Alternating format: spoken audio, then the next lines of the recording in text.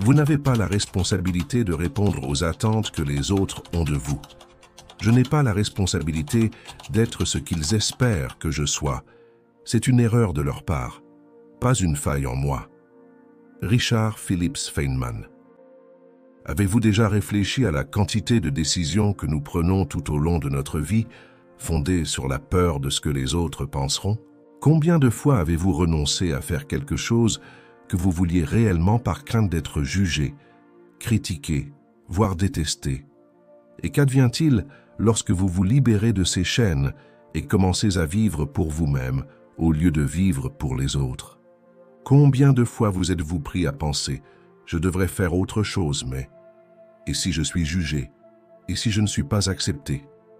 Nous vivons à une époque où l'opinion des autres semble définir notre réalité. Nous sommes constamment préoccupés par la complaisance, par le fait de faire les choix que les autres attendent de nous.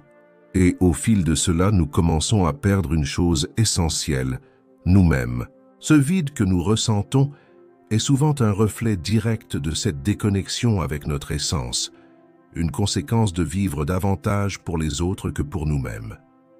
La société moderne nous enseigne que l'acceptation extérieure est fondamentale pour le bonheur. Nos réseaux sociaux regorgent d'exemples de vie prospère, où tout le monde semble rechercher l'approbation des autres, basés sur des critères souvent superficiels.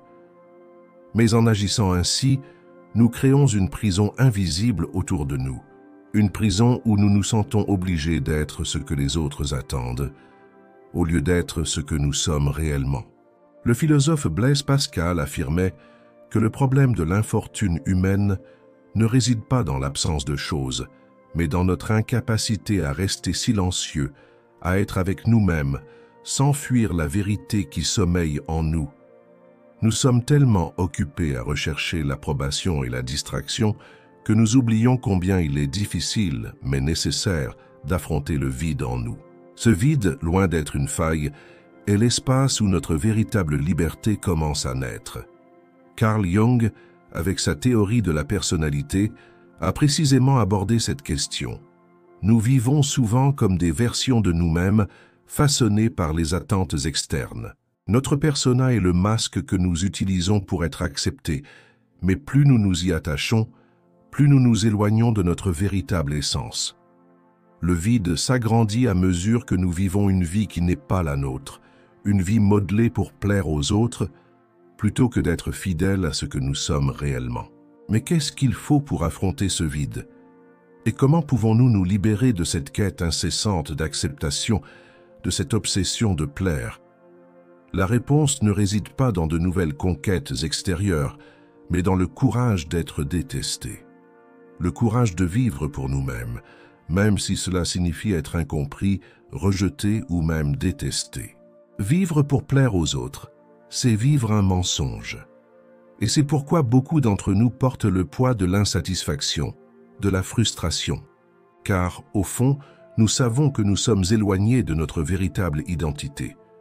La vraie liberté ne réside pas dans le fait de faire tout ce que les autres attendent de nous. La vraie liberté réside dans le courage d'être qui nous sommes réellement.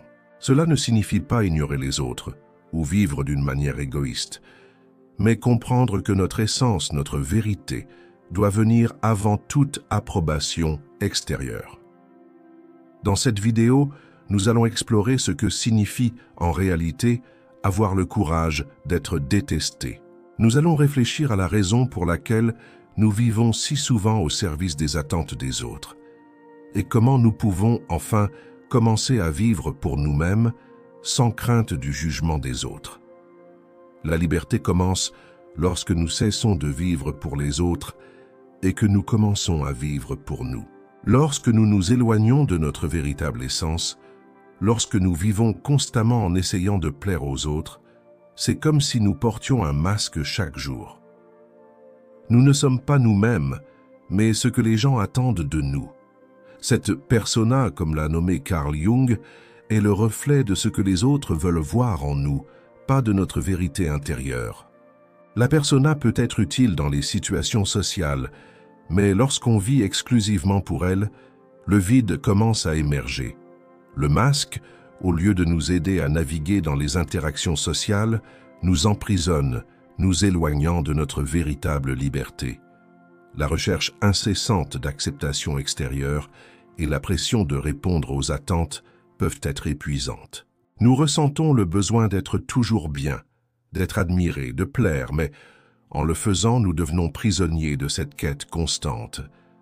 Chaque pas que nous faisons vers ce que les autres veulent que nous soyons est un pas de plus loin de qui nous sommes réellement. La vérité est que, lorsque nous vivons pour plaire, nous cessons de vivre de manière authentique. Jean-Paul Sartre nous enseigne qu'en refusant notre propre liberté, nous finissons par permettre aux attentes externes de nous gouverner. Nous vivons avec le poids d'une liberté non vécue, avec la peur d'être rejetés, de l'échec, du jugement des autres. Mais la véritable liberté, selon Sartre, ne réside pas dans le fait de plaire aux autres, mais dans l'acceptation de la responsabilité de nos choix, même si cela nous conduit à déplaire à quelqu'un. Le courage d'être détesté, en ce sens, est le courage d'être libre de faire des choix qui sont les nôtres et non imposés.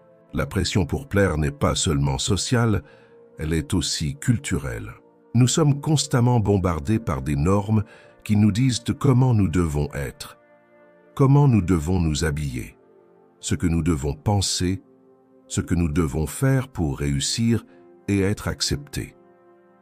Aldous Huxley, dans son œuvre « Le meilleur des mondes », explore comment la recherche du plaisir immédiat et de la conformité sociale peut asservir l'individu.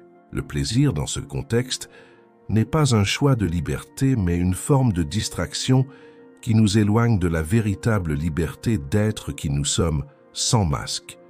Et c'est là qu'intervient le véritable courage d'être détesté. Ce courage n'est pas une licence pour être irrespectueux ou indifférent aux autres. Il ne s'agit pas d'être arrogant ou insensible à la souffrance des autres. L'audace d'être détesté réside dans l'acceptation du fait qu'en vivant conformément à notre propre vérité, certaines personnes pourraient ne pas nous apprécier, pourraient nous critiquer, nous rejeter. Mais cela ne diminue en rien notre valeur, bien au contraire. Cela nous fortifie car nous vivons une vie authentique, une vie bâtie sur nos propres principes et choix. Cette audace n'est pas aisée. La peur du rejet est l'une des émotions humaines les plus puissantes. Mais lorsque nous surmontons cette crainte et commençons à vivre pour nous-mêmes, la véritable liberté commence à s'épanouir. Nous n'avons plus besoin de l'approbation des autres pour nous sentir complets. Cette libération nous permet de vivre avec plus de légèreté, plus de vérité, plus de paix intérieure. En cessant de vivre pour plaire, nous atteignons le moment crucial de notre réflexion, le véritable courage d'être détesté.